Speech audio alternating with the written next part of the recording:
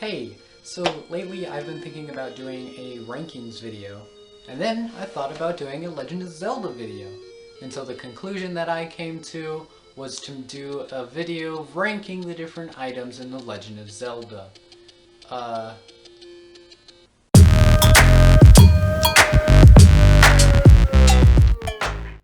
First, we have to define what an item is. Do we go by the treasures list, or maybe just anything you can put in the B button slot? Well, the arbitrary decision that I came to was to include everything that you see in the top right of your inventory screen as an item, plus the sword, because why not? So that means no rupees, keys, hearts, or Triforce shards. Oh, and for simplicity's sakes, I'll be grouping the upgraded versions of items with their unupgraded counterpart. Stuff like the blue ring and red ring, or Boomerang and magic Boomerang being together. Now, with the ground rules set, let's get rolling.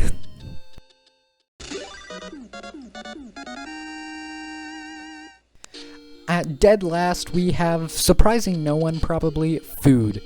The food has only one required use, and that's to feed a hungry Goyra in the 7th dungeon. It can be used to distract certain enemies as well. Emphasis on certain. Some enemies can't even be distracted by it, which is its only other use aside from feeding that hungry Goyra. And since it's a one-use item before needing to buy it again, it feels pretty worthless when you end up using it. Although you probably won't end up using it because of how useless it is. I mean, even the name sounds unappetizing, pun intended, which is why it's last. Sorry, food, but you did not nail it. I'm funny, please laugh.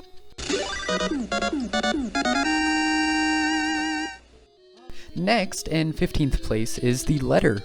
I actually debated whether I should include this as an item or not, because you can only use it once before it's gone forever, and because the potions take up the same slot as the letter. Because you need the letter to get the potions, I was debating whether or not this qualified as an upgraded item to the potions. I ultimately decided it was its own item as it looks and functions differently to the potions. Anyway, as I mentioned, the only use for the letter is to access the potion shop from the old woman, which is actually pretty useful, but the item itself isn't useful, it just leads to something useful, which is why it's so low, or high up, I guess, because 15. Anyway, although it's the only side quest in the game, so that's pretty cool. Also, it's just a recolored map, so that's not cool. Hey, at least you're not last letter. In the 14th spot, we have the Power Bracelet. This may be slightly controversial because I'm sure some people would probably place it higher, but this is my ranking, so I do it my way. So for those of you who are screaming at your screen right now, telling me to put it up higher, let me explain why I put this here. The Power Bracelet has only one use, and that's moving certain rocks in the overworld to reveal a secret passage that can lead to 3 other locations on the overworld. Which in theory sounds pretty useful, but playing through the game, I never found myself using it at all. You could argue, if you watched my series on it a while back, which if you did, thank you, that the reason I didn't use it is because I got it so late in the game.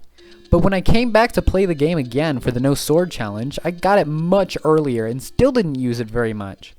I didn't use it because the actual fast traveling is pretty confusing, as the roads the old man presents are different for each area. So you'd have to memorize where each area's roads lead to be able to use it properly, and I didn't bother. Finally, this isn't too big of a deal, but it's still worth mentioning.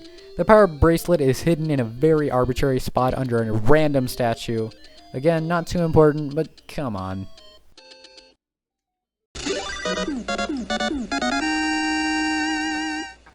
The recorder is the next item in my ranking, placing the unlucky 13th. Now, I actually kinda like the recorder, which is how you can tell the stuff coming up were way more difficult to place. But I have to be honest with myself, the recorder isn't very useful. The only 2 purposes it has is against the boss/mini-boss Digdogre, and to dry up the pond to access Dungeon 7. Those are important things, don't get me wrong, but it's only those things. It doesn't have any other uses aside from that. But I still enjoy the music it plays enough to put it higher up than the Power Bracelet, letter, and food. Play that tune! That's awesome! The Raft is next at 12th place. The Raft suffers the same problem as the Recorder in that it has minimal uses. You can only use the Raft at ports, and there are only 2 of them in the game. One to reach the 4th dungeon, and another to reach a secret island that will reward you with a heart container. In fact, the only reason that this is higher than the Recorder is because of the aforementioned heart container you can get, which is invaluable. And because the animation when riding the Raft is kind of funny. Whee! I guess regarding looks, it's alright. I don't really have anything else to say, so moving on!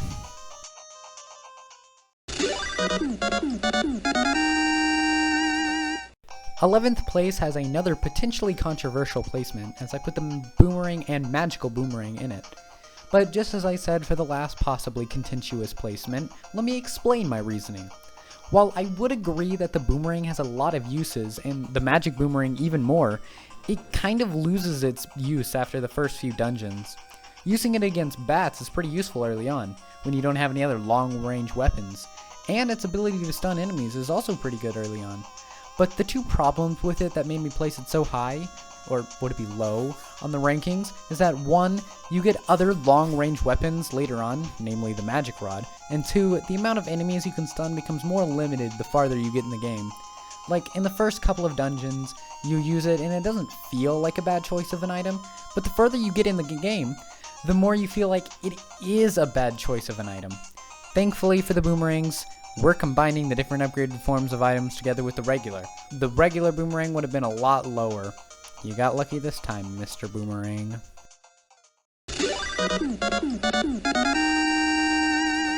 This one also might be controversial, but I put the arrow plus the silver variety in 10th place. Again, hear me out if you think this placement does not suit the arrows. Now, the arrows are still better than the Boomerang in my opinion, which is why they're slightly higher up, or lower. That's really confusing. But in the end, they suffer a similar problem to the Boomerangs. Their use kind of diminishes the longer you play, considering you get the Magic Rod, which is like the better version of the bow. It's pretty useful in the early dungeons, like the Boomerang, but even more so as you can actually damage enemies. But after like the 5th dungeon, you don't really need it as much because its usefulness has worn out. Granted, it doesn't lose as much value as the Boomerangs do, but it still loses enough to warrant my placement of 10th.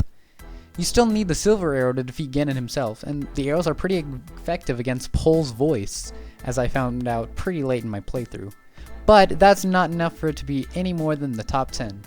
Also, does anyone else imagine Link using rupees as the arrows since you lose a rupee when you use it? It can't just be me, right? Anyway, arrows are alright. That was alliteration. Did you notice? Oh, I see. The bow is up next, and it's really only ahead of the arrows because it's the mean by which you can use the arrows. All the other things I talked about before apply to this. I'm honestly not really sure why I didn't just put these 2 items together, aside from the fact that you get these items separately. Oh well. It's my ranking, so whatever.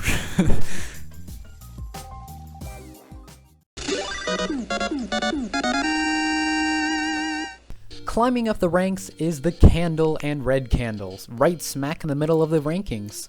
I actually don't think the red candle is all that useful considering you get the magic book in the next dungeon, which gives the magic rod the same function as the red candle. I mean, it's useful, but it lasts for less than a dungeon. Luckily for the red candle, the normal candle is connected with it, because I actually think the candle is pretty good. For one, you can get it really early and it serves its purpose throughout 6 to 7 dungeons. It's especially helpful when you need to brighten dark rooms. I mean, that's kinda obvious, but it bears mentioning here. Plus, in the no sword run, this is the first weapon you get, and while it's not the best weapon, it at least helps you get further into the game and get better weapons. It's the key to those better items and a successful run. Until Ganon, at least. And to give some credit to the red candle, it is a pretty cool item even if it gets replaced in the next dungeon. And to not give some credit to the red candle, it's just the red candle but with a red flame instead of a blue one. Then again, I suppose pretty much all the upgraded items are just recolors of the original item, so that's the less important point. Anyway, my final thoughts: candle, pretty nifty. Red candle, not so much.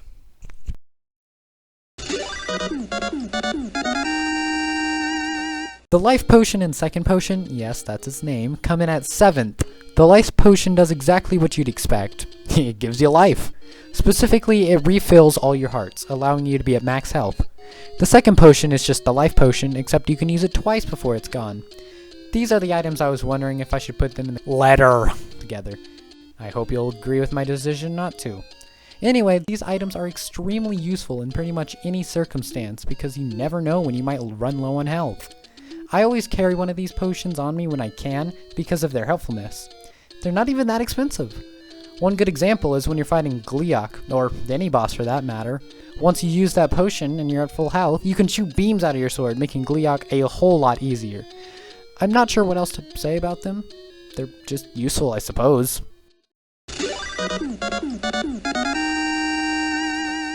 Next up is the magical key, at 6th place. The magical key allows you to open any locked door, aside from Ganon, I guess, and as you might expect, that is pretty useful. Not only does it make it so you don't have to clear out every room to make sure you didn't miss a key, it also makes it generally easier to get through dungeons. With a magic key, you often find yourself pleasantly surprised that you don't have to go looking for a key. Especially in the 9th dungeon, because that place is confusing even with the magic key. There's also a small thing it does where it changes the amount of keys you have on the key counter to an A, presumably for all, or awesome, because that's what it is.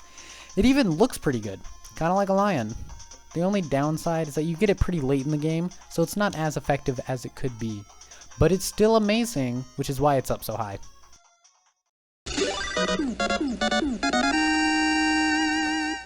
At 5th place, the top of the top 5, are the bombs. Bombs have infinite amount of uses. For one, they can be used as a weapon. Normally it wouldn't be advantageous to use them as a weapon because you have a limited amount of them, but on certain enemies like Manhandla, they are super effective as you can kill them in one hit. Also, you can kill those stupid Dodongos that I really don't like, making them make a funny face. They're also useful as weapons in the no sword run. Before you can get items like the magic rod, the bombs are very useful in getting through the game. They're almost like your main weapon aside from the bow. That's not all bombs can do. They can also be used to break walls. The walls broken can lead to all sorts of things. Out in the overworld, it can lead to secret moblins carrying secret rupees, or old men that live in there for some reason. They can also be used in dungeons. Bombing in the dungeons often leads to hidden rooms or even shortcuts to other parts of the dungeon. Overall, the bombs are not something to be messed with. They have a short fuse when you insult them. Anyway, bombs, you blew me away with your worth. Congrats. Yeah, I'll stop.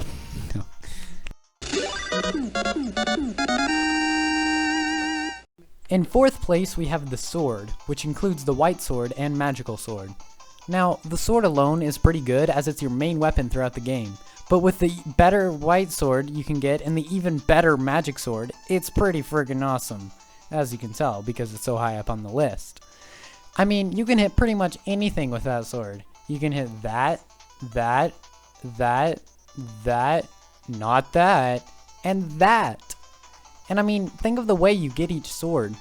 One you get from just wandering in a cave and finding an old man who's just like, take my stuff.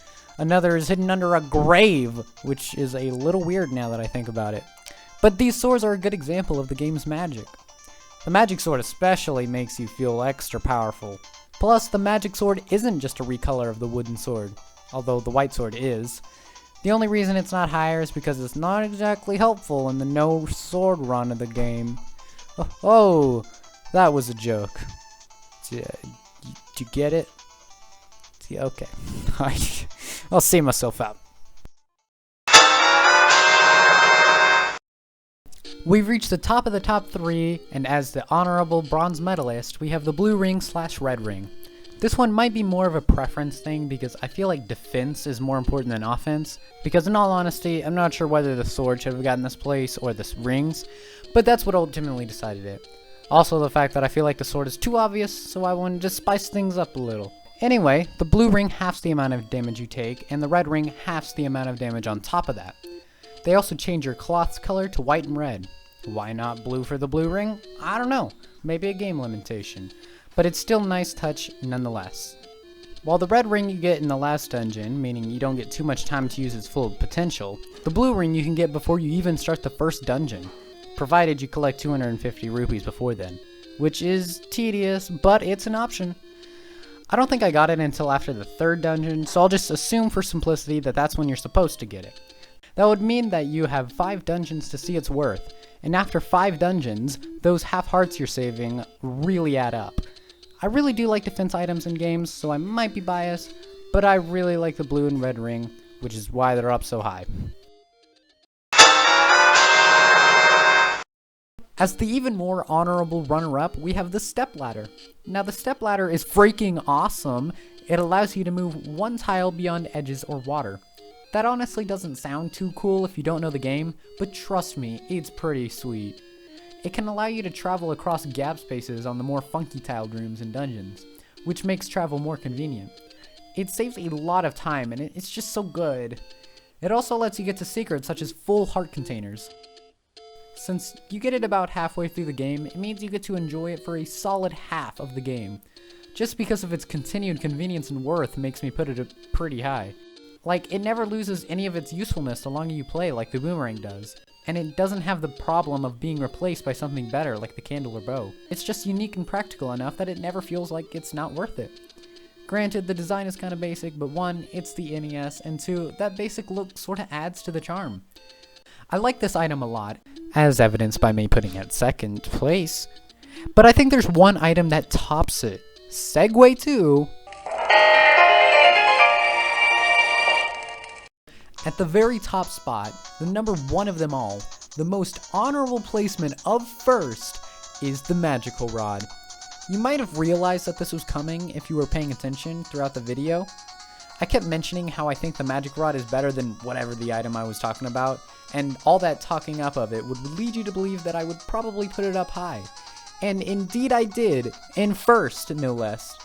Anyway, the magical rod has plenty of uses. Its most obvious use is that it shoots beams out of the tip. Those beams, by the way, don't use up rupees like some other long-range item I know. Bow. But the magic rod can also be used similar to the sword, being able to hit things with the rod itself, which is something I found out in my no sword run. Speaking of that no sword run, the magic rod is the key to defeating Gleeok and thus getting to Ganon. Without it, the run wouldn't be able to get as far as it did. Another thing about the magic rod is that you eventually get the Book of Magic, which, yes, I am looping it in with the magic rod because it's basically just an upgrade to it. The Book of Magic allows the magic rod to produce flames wherever the beam hits. It gives the rod the red candle's ability. In a way, it's like the sword, red candle, and bow and arrow all in one. It's practically 3 items. It even looks pretty cool with that sleekness and stuff. I can't tell you how many times I use this weapon. It just has so many uses, and it never loses any of it. It was my main weapon in the no sword run, and even in normal gameplay, I still use it the most as a B button slot item, because the sword is pretty good. The only thing that detracts from this magnificent item is that you get it in Dungeon 6, which is pretty late in the game, but, you know, since you can complete the dungeons in pretty much any order, even that's not a problem. Although, I guess that argument about getting items later, detracting its value, kind of falls apart when you can do any dungeon in any order. So, ignore those points that I made earlier about, you know, getting items in later dungeons. Anyway, the magic rod is pretty great. It looks great, it functions great, and it's just great. It's number 1. Voila. So that was my rankings for the items in the Legend of Zelda. Hope you enjoyed that. Maybe you had different opinions, and if so, you can put it down in the comments. Or don't put it down in the comments. It's up to you. Either way, hope your day was pretty enjoyable.